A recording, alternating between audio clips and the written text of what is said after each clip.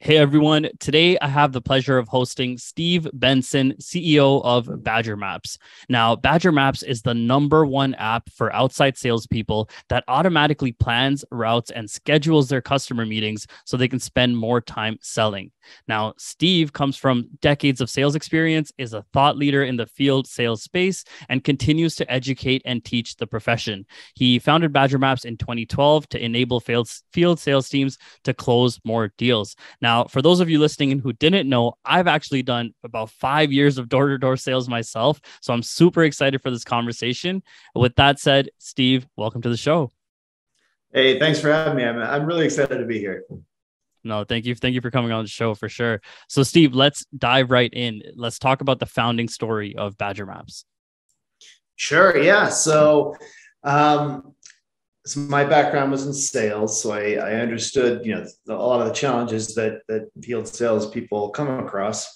And then my last job, I was working at Google on specifically their mapping API, and my job was I was in charge of sales into the Western US of the mapping API. And so, that means my job was to help people put Google Maps either into their website or into their product. And that way they would pay for it. So I understood the mapping solutions and kind of the mobile side of this and the routing APIs and the mapping APIs that go into it. And I understood a lot of the problems. And it was kind of just at a transitional point in that we were enabled to make a piece of software like this. So, people have been solving the problem of what should I as a salesperson or what should my team of salespeople do in the field for 2,000 years, but forever on the Silk Road to China, they're walking up and down, selling stuff. So it's been a long time, but then there were paper maps and paper calendars, and then that turned into like digital calendars and Google Maps or MapQuest. And the Rolodex became a CRM.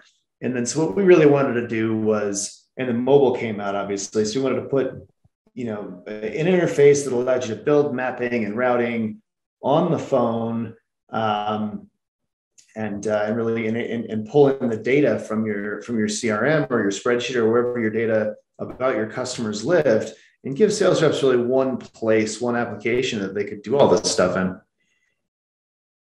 Gotcha. So, but when you were doing that, like, were you doing outside sales yourself, and that's how you kind of connected the two things?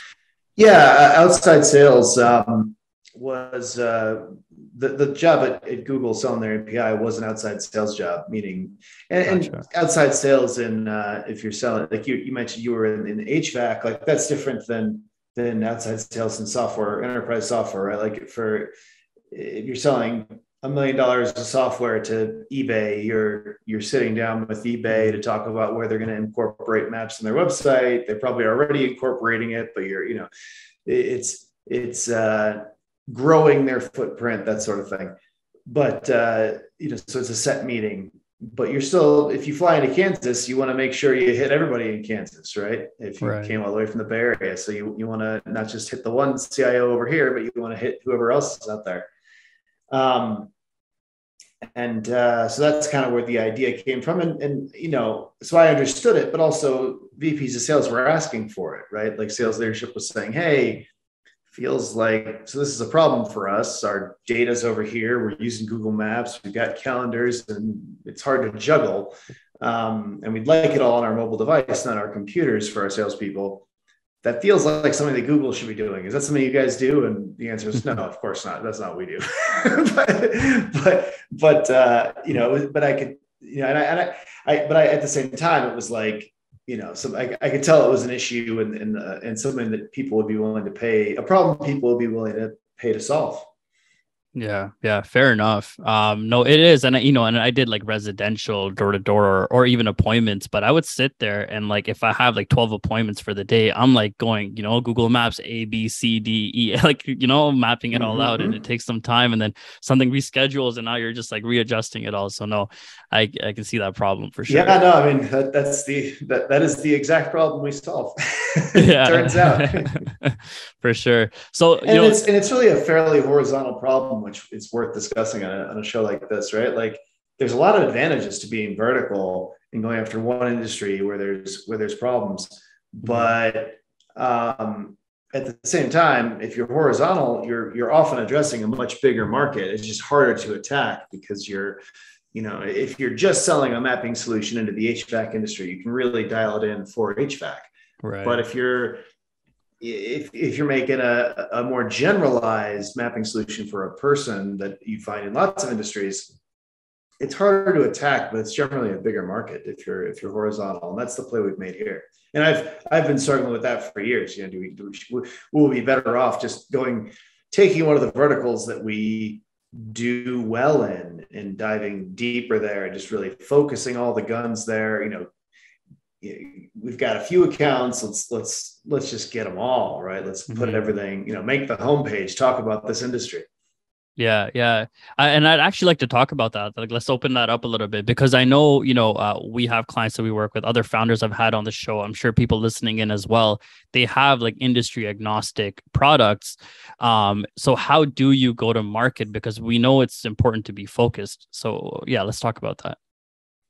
It's really a trade-off, right? I mean, it's great if you were just like Viva, right? Like, I can't think of a better example of someone who's gone vertical. Viva makes a CRM for salespeople, for pharmaceutical salespeople, right? Like, period. Like, oh, you're Hmm. in construction, jump off a bridge, not my problem. Go talk to Salesforce. Like, we make Yeah. us like they are. But as a result, I think they were able to really focus their solution on, so from an engineering perspective, from a marketing perspective, from a sales motion perspective, they live and breathe in the pharma industry. And that really, I think they did the one round from Endurance is the name of their, I think they did it with Endurance Capital.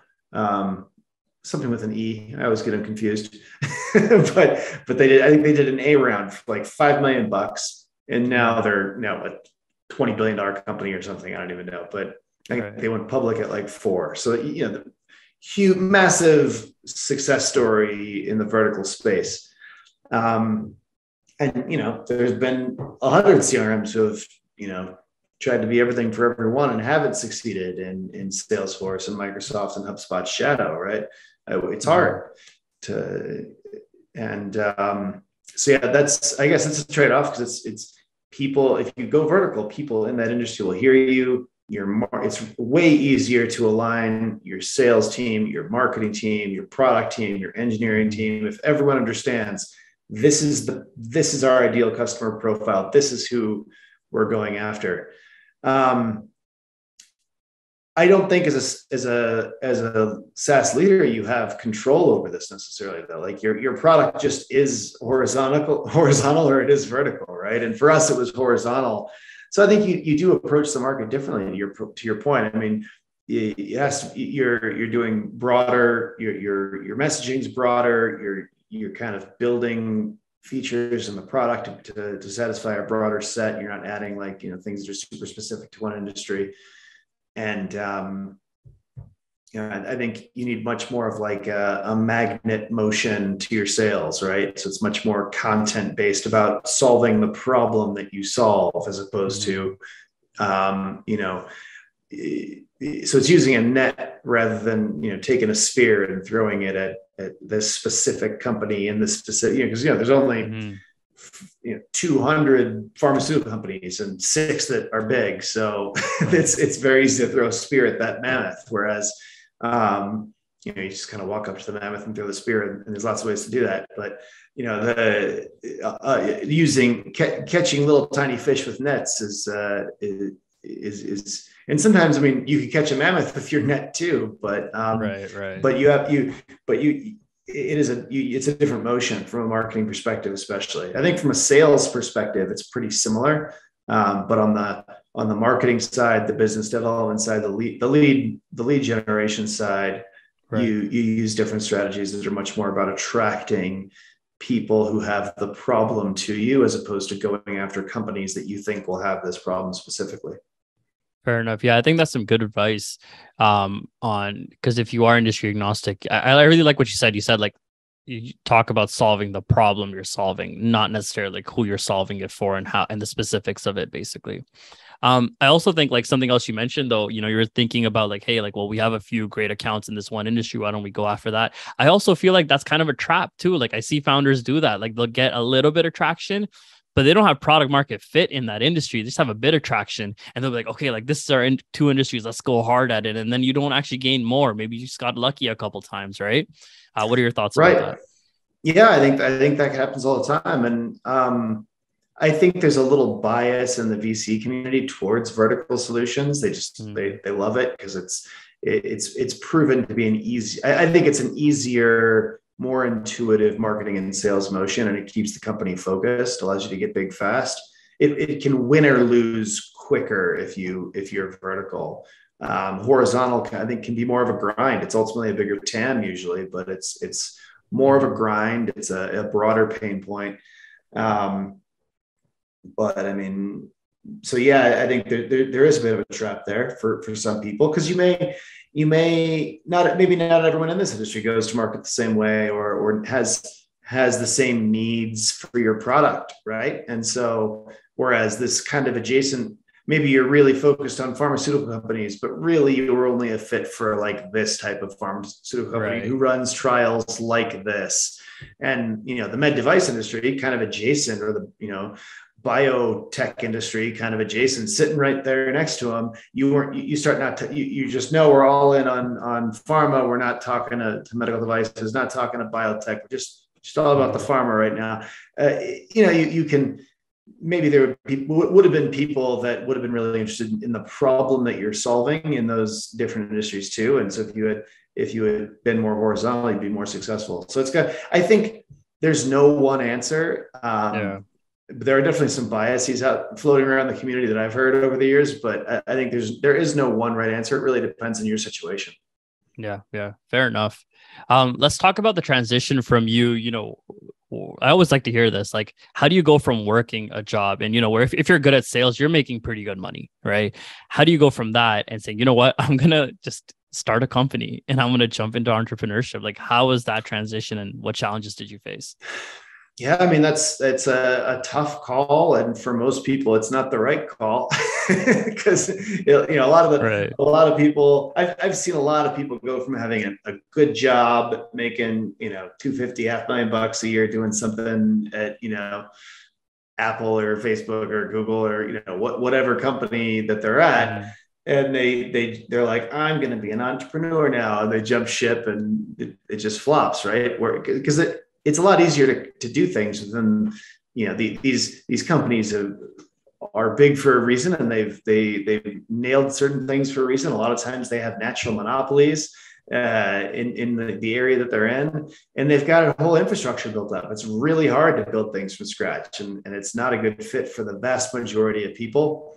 And a lot of the people that are at these that are in like kind of a big corporate environment, they've had a lifetime of success, right? They, you work as a, as a middle manager at Apple or something, you probably, did really well in high school, went to a really good college, just crushed your SATs. Then the first 5 years of your career went really well doing something. And then you got an MBA or a master's in computer science or whatever. And then you had another job, and then you went to Apple, and you've kind of worked your way up through the ranks. And now you're a middle manager, and you're like, I could lead, I could do this.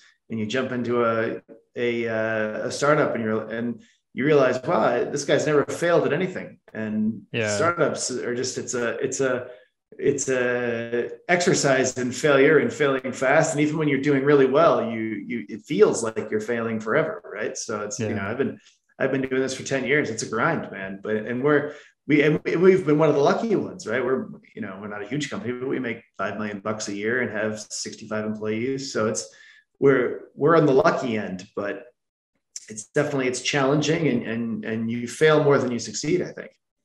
And that's not a good fit for a lot of people that have been kind of on that trajectory of success throughout their whole lives. Fair enough. So how was it like for you? I mean, it's definitely the hardest thing I've ever done. The first 6 years were very challenging. It's very challenging to get it's easy to fly a plane. You take some courses, and I've got lots of friends that can fly little planes around, right? Like it's easy to fly a plane. Really hard to be the Wright brothers. Really hard to get get that plane off the ground for the first time.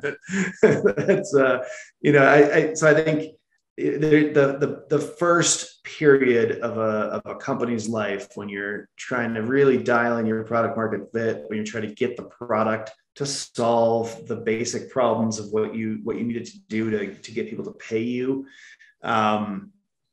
There's a lot of challenges and pain there, and you've got to wear a lot of hats. You got to do a lot of stuff.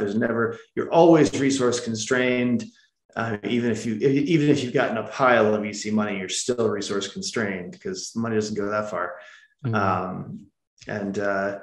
So I think the beginning of starting a company of this nature is very challenging. The last 3 years, well, I guess 2020 was a tough year because of COVID, and we saw the field salespeople. So a lot of those guys, we lost like 40% of our customers. I was going to say the last 3 years have been a lot easier, but I'd say the last 4 years, other than COVID, the loss of customer base there, have been a lot easier than the first 6 years of the company. And the company's almost 11 years old now.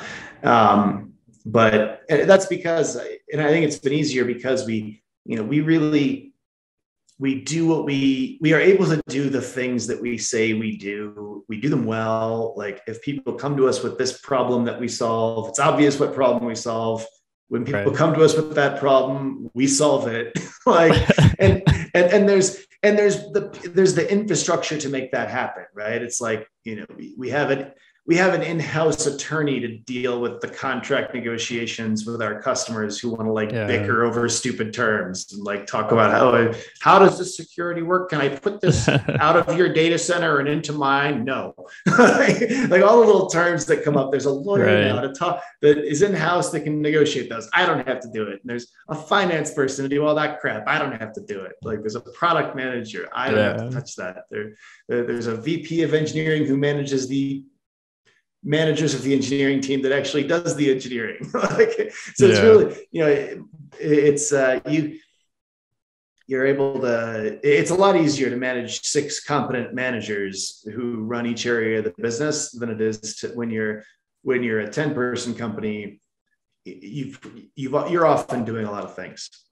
Oh yeah, no, absolutely. And I can totally relate to that, man. We're at about 30 people right now, 3 years in, and it's like, I'm still in the business, right? Wearing multiple hats. But the goal is to step out as soon as you can, you step out and get to that point where you are just managing managers. So no, I like that. So I like that you said that, right? Like it gets easier over time once you get the right people in the right places.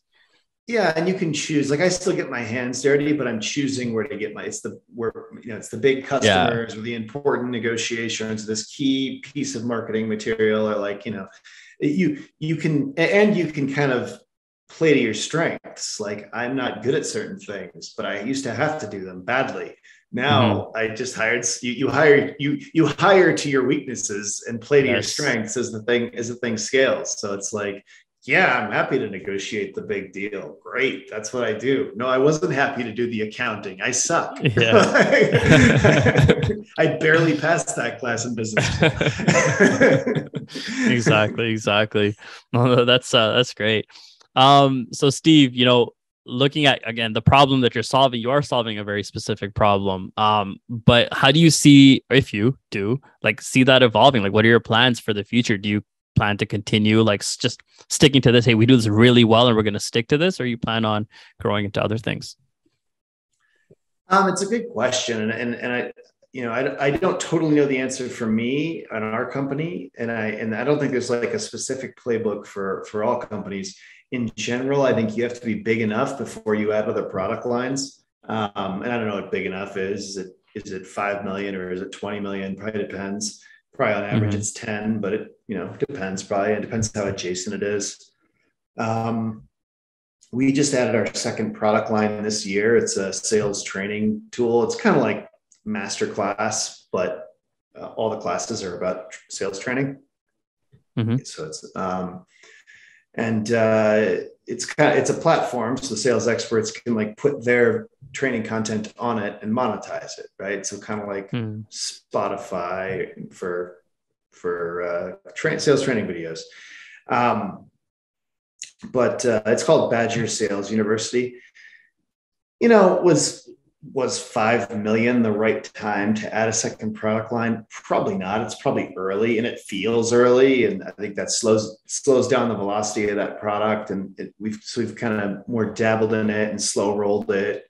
It's out now, but it took a lot longer than if we were at 20 million. We could have really thrown some wood behind that arrow and shot it. But instead, we kind of like slowly rolled it out the door. But we did have the resources to put it together and get it out, and it's up and it works, and it's a cool product, and it's training salespeople. So, and it was highly adjacent, and that's why, even though it's probably a little early, I decided to do it because, I guess, a lot of our customers that buy routing and mapping and are using us for kind of their field sales teams, they also need video training material, mobilely enabled for their field sales teams. So ultimately, the second product addresses a bigger market because it's fine for inside salespeople or retail salespeople or whoever, but because it's a clean upsell to our existing user base. The way I kind of looked at it was, well, we can pay this back pretty quick because we're just going to upsell the existing users in this thing. Right. Yeah, I like that as well. So it's just like creating a product that you can upsell to like worst case, you can upsell it to your existing customers rather than creating a completely different product that you have to like with a different like target market and messaging and all of that stuff. Yeah, if you were going to go after a different group, I think you definitely would want to wait a while at least. Until you're bigger. But since this really felt like we could get our money back from the time to break even on the investment was a lot shorter because we have that upsell ability. Right.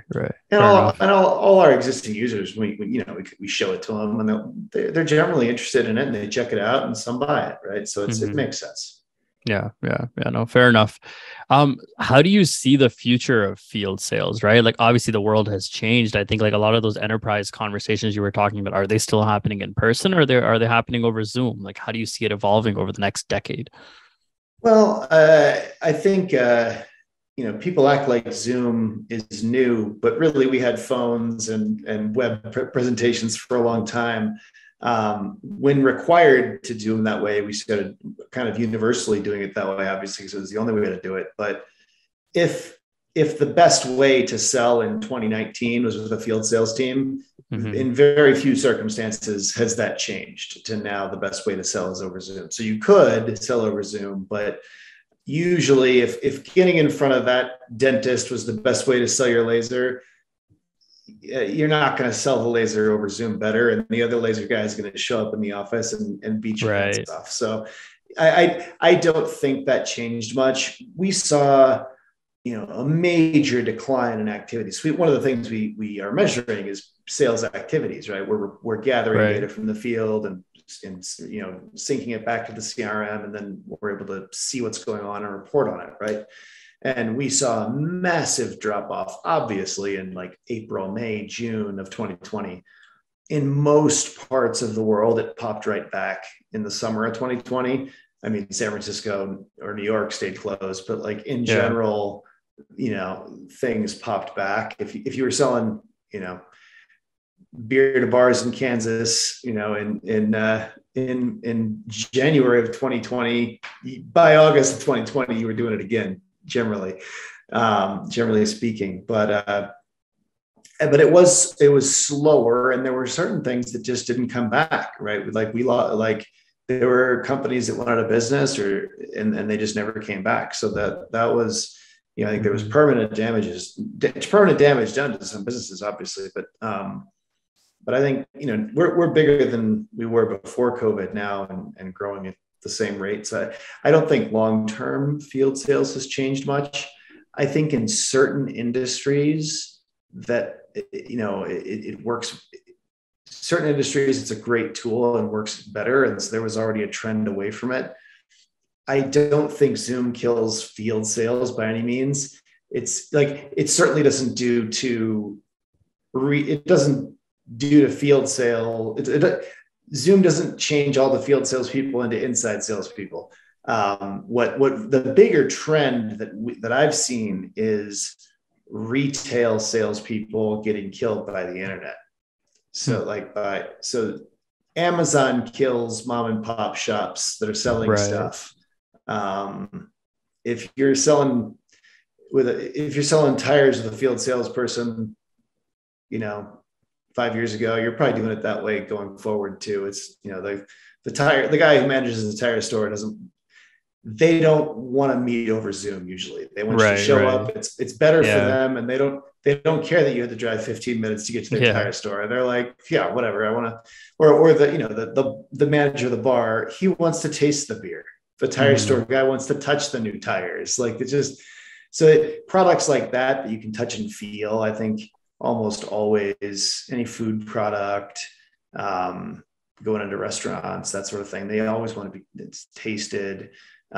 Med devices, the doctors want to see it and feel the quality. A lot of things people want to feel the quality. I think they don't care that it's more, is it easier for the sales rep to not have to drive, but just, it's cooler to be able to pick up the phone and talk to London 1 minute and Australia the next. But if you're a manager, a decision maker for a major purchase, you often don't care that it's a pain in the ass for the sales guy. You have to drive across town. You're like, whatever, it's not my problem. Show up, meet me in my office for 15 minutes. I want to kick the tires in your thing.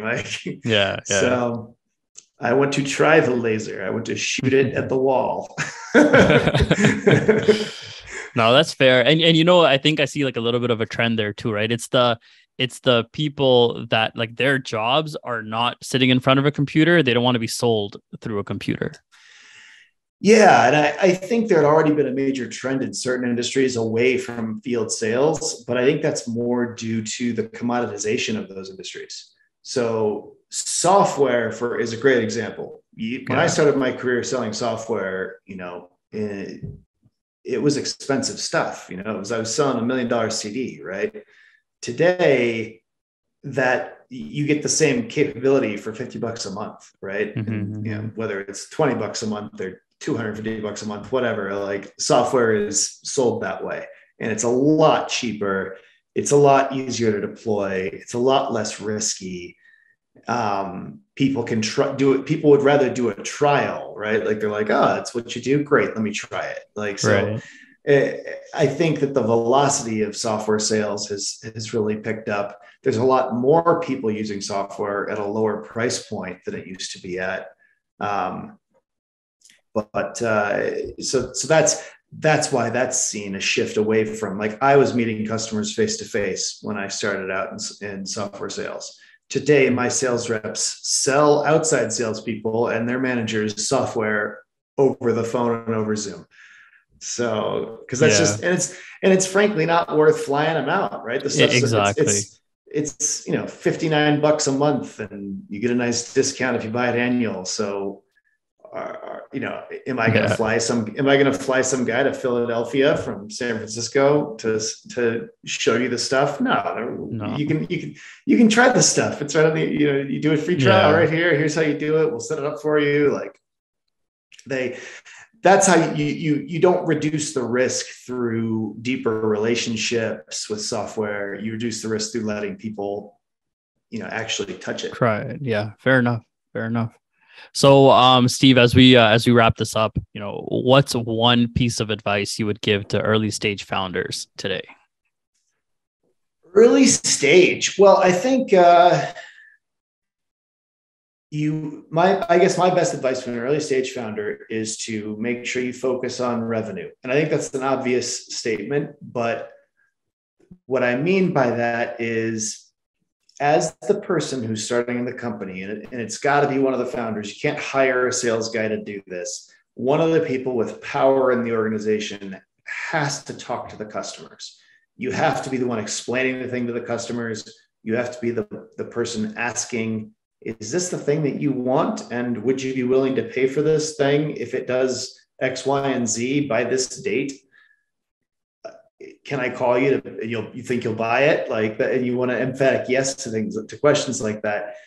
And it's going to, if it's not one of the people that started the company or has power in the company, like it's very easy for the ship to get off course. And by off course, I mean creating things and building things that are not exactly what the customer wants to pay for.